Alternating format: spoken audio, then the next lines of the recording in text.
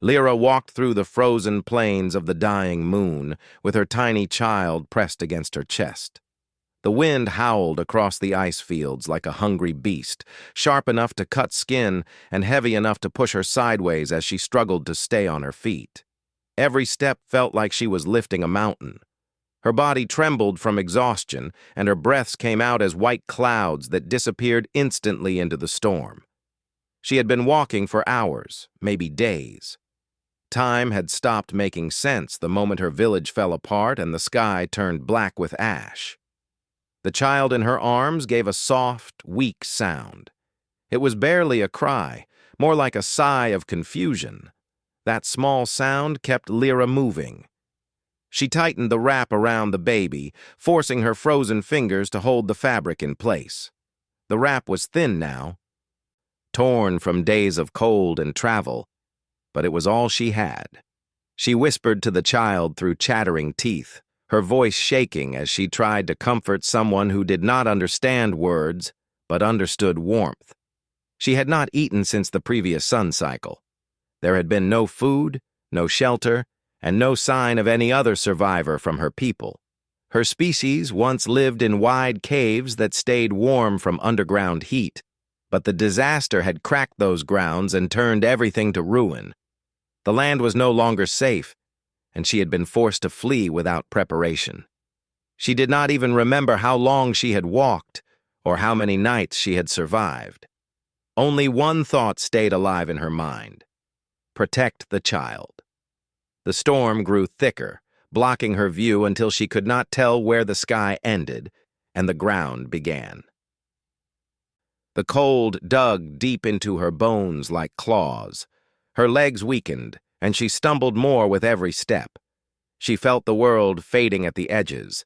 She knew that she could not survive much longer. The reality was cruel but simple. She was losing strength faster than she could move. She feared she would fall soon, and when she fell, she would not rise again. Still, she forced herself forward.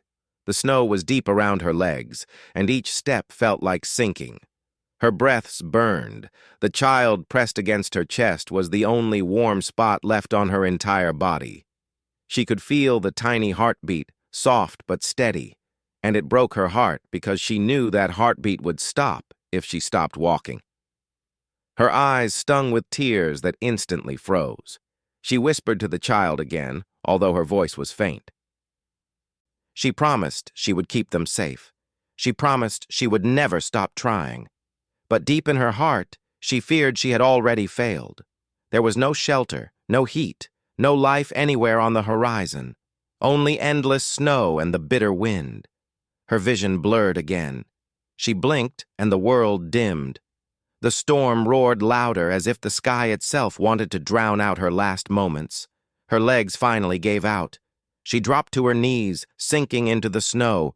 She struggled to stand, but her muscles refused. She could barely feel her hands anymore. The cold had stolen her strength and her senses. She looked down at the small face wrapped in the cloth against her chest. The child's eyes were half open, tired, unaware of the danger. Lyra used the last of her strength to wrap the cloth tighter around the tiny body. She pressed her cheek against the child's forehead, trying to give them the little heat left in her fading body. Her breath slowed, her heartbeat weakened. She felt herself slipping away. "I'm sorry," she whispered, though the storm carried her words away. "I tried."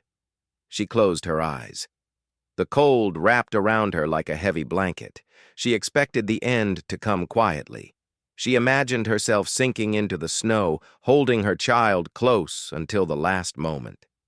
She had accepted that fate hours ago, maybe days ago. She had fought for as long as she could, longer than she believed possible.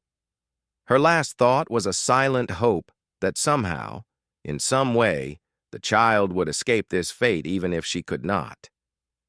But then something impossible happened. A different kind of warmth touched her face. It was gentle.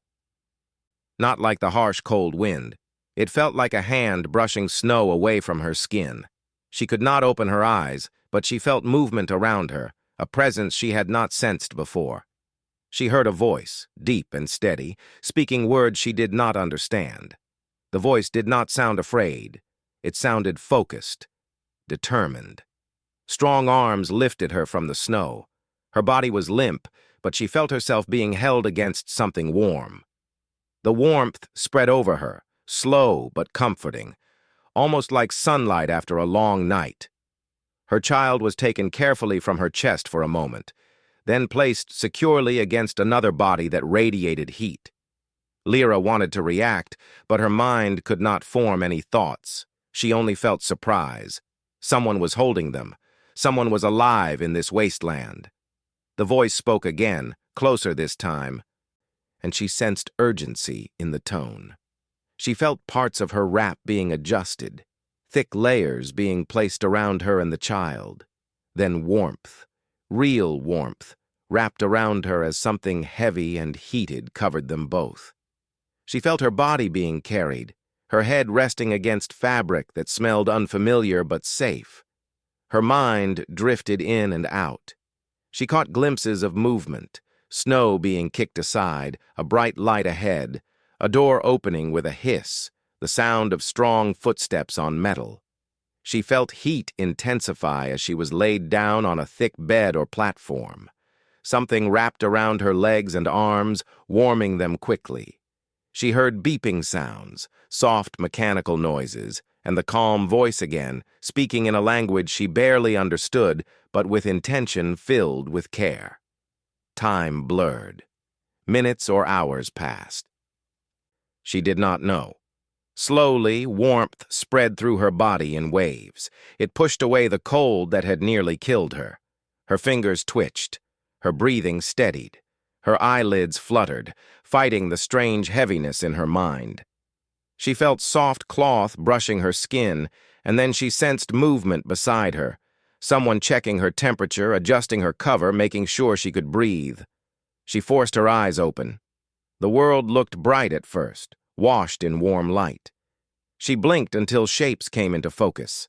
A human, one she had only heard about in distant stories, sat beside her, wrapping her child in thick blankets and holding them close to his chest. The man's face showed deep concentration as he made sure the baby was safe and warm. His hair was slightly wet from melted snow, and his hands moved with careful gentleness. Lyra stared in disbelief. The stories she had heard about humans were mixed, some saying they were dangerous, some saying they were powerful, others claiming they were cold and selfish travelers of the galaxy. But the man in front of her was none of those things.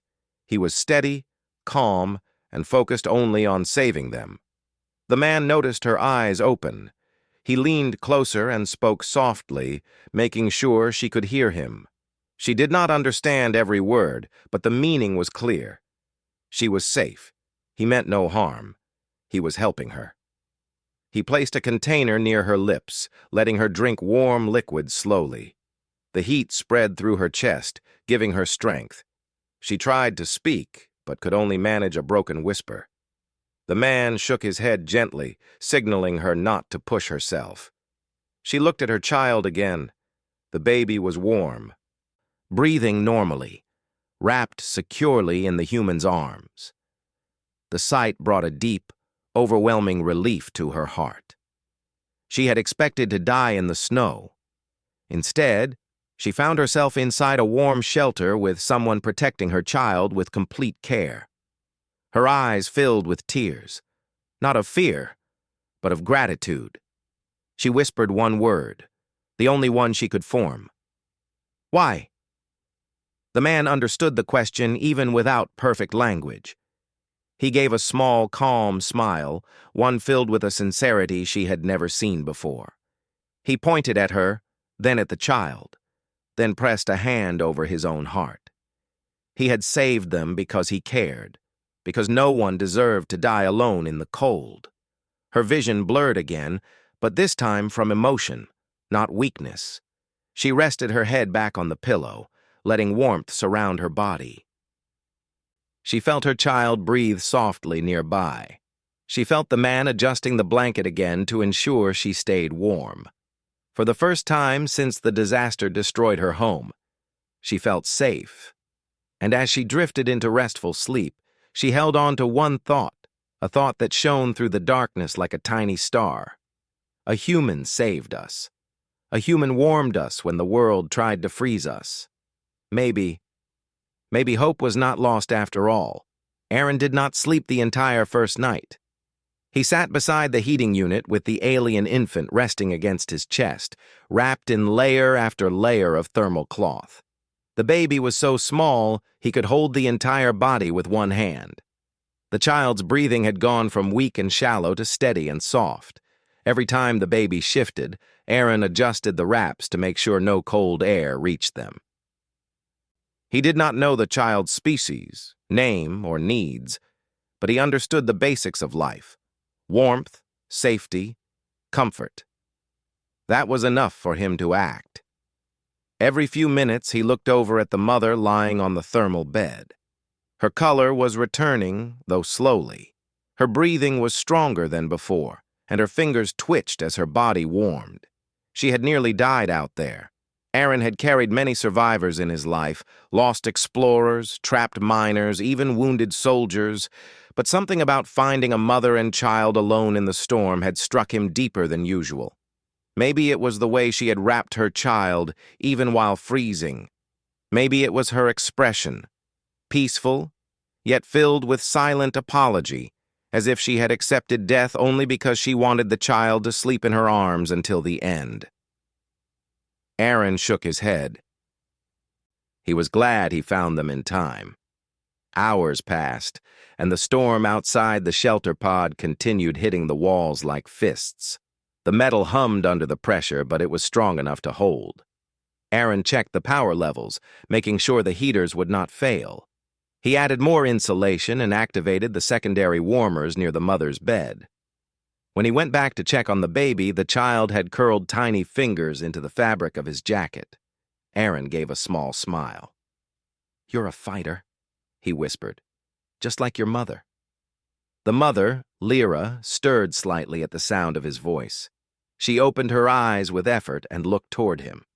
Her gaze was foggy at first, but as moments passed, she focused on the sight before her, the human sitting near the heater, holding her child close, warming them with his own body heat. The blanket covering her shoulders slid a little, and Aaron quickly stood and adjusted it gently, making sure she stayed warm. "You're safe," he said softly. "Both of you." She did not understand every word, but she understood enough. Her eyes softened, and she tried to push herself up, but Aaron gently placed a hand near her arm to tell her not to stress her body.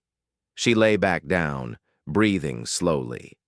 Lyra looked at her baby again. Seeing the child warm, calm, and alive sent a wave of relief through her. She had thought she would open her eyes only in the afterlife, if such a thing existed. Instead, she had woken to warmth and a stranger who had saved her child before saving her.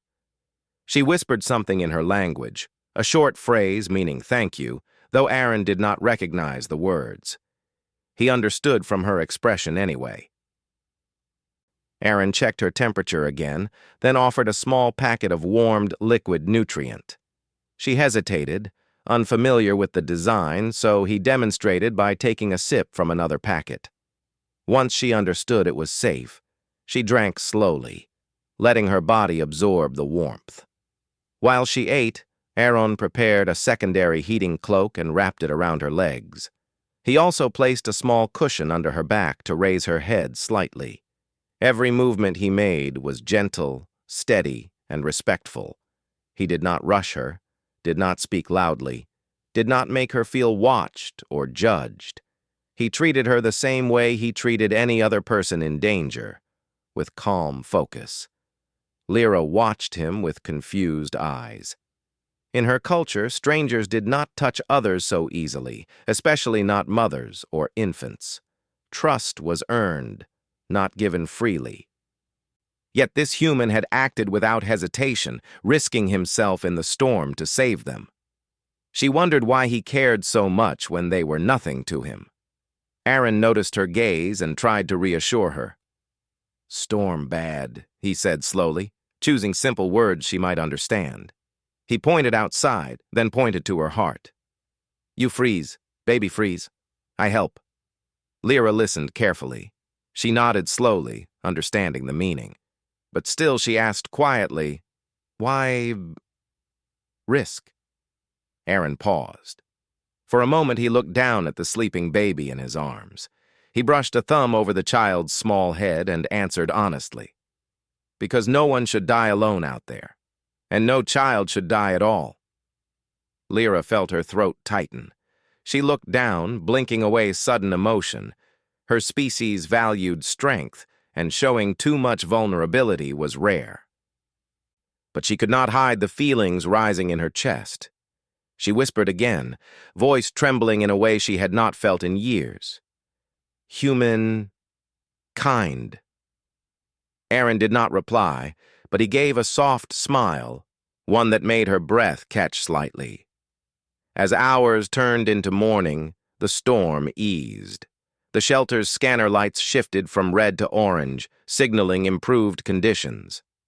Aaron carefully moved the baby beside Lyra, ensuring the child stayed warm.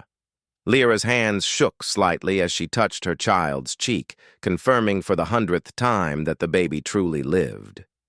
The child opened their eyes briefly, tiny and curious, looking at both of them with soft, blinking movements. Lyra's lips curved into a fragile smile she thought she had forgotten how to make. Aaron watched quietly, giving them space. He turned back to his equipment, checking oxygen levels, food supplies, and battery power. He did not want to disturb their moment. Lyra slowly sat up with support from the bed frame. Her body felt heavy, but she pushed through the weakness. She looked toward Aaron and studied him as he worked. She had never seen a human closely before. His clothes were unfamiliar, designed for extreme environments. His hair was dark, but messy from the storm. His face showed signs of fatigue, but his movements stayed controlled, as if he was used to long nights without sleep. Lyra gently touched her child's head again, then watched Aaron move. She wondered if all humans were like this, or if this one was different. He had approached her with no fear, no suspicion, and no hesitation. He had acted with instinctive protectiveness, almost as if caring for strangers was natural to him. Her people rarely met humans, and when they did, the stories were often filled with misunderstandings. But this man did not match any story she had heard. Finally, Aaron noticed she was watching him. He walked toward her slowly, showing he meant no harm. He placed a small handheld scanner near her arm. The device emitted a soft glow, checking her body temperature and circulation. Lyra watched the light with wide eyes, fascinated by the human tool. He showed her the screen after scanning. A simple green mark blinked. Good, he said. You warm now. She nodded, though she barely understood the symbols, but she sensed relief in his tone. Moments later, Aaron prepared a bowl of warm nutrient paste, mixed with water to make it easy to swallow. He handed it to her slowly, making sure she felt comfortable taking it. Lyra tasted it and flinched at the unfamiliar flavor, but as warmth spread through her chest again, she continued eating. The heat filled her stomach like a small fire, slowly waking up parts of her body that had gone numb. Aaron sat nearby, but not too close, giving her space. After she finished eating, she looked at him with gratitude. Her voice was still weak, but she managed to say, "You save us. I no forget." Her language was broken, but her meaning was clear. Aaron nodded, touched by her sincerity. He spoke calmly. "You're safe now. Rest more. When storm ends fully, I'll scan for survivors. Maybe your people, still out there." Her eyes widened. She had not even dared to hope that others from her village had survived. Hope was dangerous. Hope hurt. But Aaron spoke with such quiet confidence that she felt something stir inside her. "Maybe," she whispered. "Maybe. Some alive." Aaron nodded again. and I'll help find them. Lyra watched him long after he turned to check the equipment again. She wondered why this human cared so deeply. She wondered what he had lost in his own past that made him hold other lives so protectively. Humans were known for fierce loyalty once they chose someone. Maybe she had become one of those people without meaning to. She did not fully understand him yet, but she felt something important taking shape between them. Trust. Time passed, and Lyra regained enough strength to stand with assistance. Aaron offered his arm, and she accepted it hesitantly. Her legs were stiff, but his steady support helped her stay upright. She walked a few slow steps, holding her child close. Aaron stayed right beside her, ready to catch her if she stumbled. The warmth inside the shelter felt like another world compared to the deadly storm outside. The lights glowed softly, and the heaters hummed like gentle machines of life. Lyra looked around, amazed that humans traveled with such advanced shelters. Her people had simple cave homes powered by natural heat. This pod felt like magic. When she grew tired again, Aaron helped her sit and covered her with a thick layer of fabric. The baby slept peacefully on her chest. Aaron watched them quietly, feeling relief wash over him again.